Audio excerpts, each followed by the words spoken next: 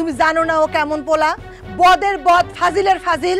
আচ্ছা তোর কথায় আমি ধরলাম যে হাবু মিছা কথা কইছে, তাই না? তাহলে এইভাবে বিয়ে হইব কেন? বিয়ে তো হইব কন্যার বাড়িতে, মানে পাত্রীর বাড়িতে। তাহলে এই বাড়িতে বিয়ে হচ্ছে কেন? আর কোন পক্ষে লোকজন নাই কেন?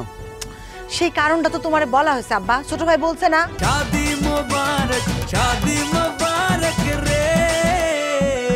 এই শুকো, জি আব্বা। কিসে ঘটনা শুনছস? কি ঘটনা?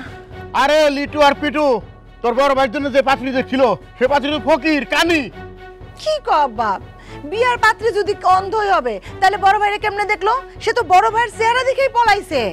আর এইসব কথা তোমার কে বলছে? হাব্বা। হাবুর কথা শুনে তুমি বিশ্বাস করতেছো আব্বা? তুমি জানো না ও কেমন পোলা, বদের বদ, ফাজিলের ফাজিল। আচ্ছা তোর কথায় আমি ধরলাম যে হাবু মিছা কথা কইছে, তাই না? তাহলে এইভাবে বিয়ে হইব কেন? বিয়ে তো হইব কন্যার বাড়িতে, মানে পাত্রীর বাড়িতে। তাহলে এই বাড়িতে বিয়ে হচ্ছে কেন? আর কোন পক্ষে লোকজন নাই কেন?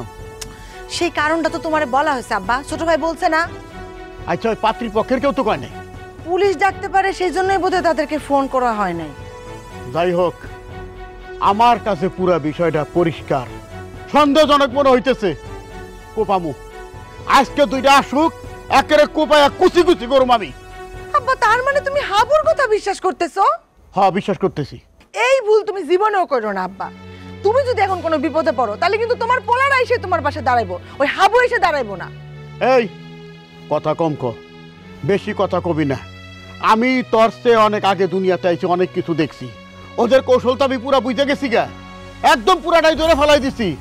আমি বুঝে গেছি ওরা অন্ধ মায়া আনছে যাতে টুটুর চেহারা না দেখতে পারে, কিন্তু ওরা বুঝতে পারে না ওই ফকির অন্ধ না, ভিক্ষা বেশি পাওয়ার সে অন্ধ সাজে।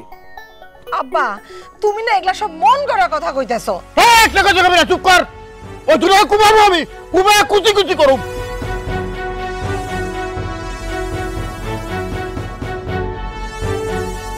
একেবারে কুচি করে কুকুরের মতো মানুষকে রক্তের ভান্ডার ভয় তুমি একদম।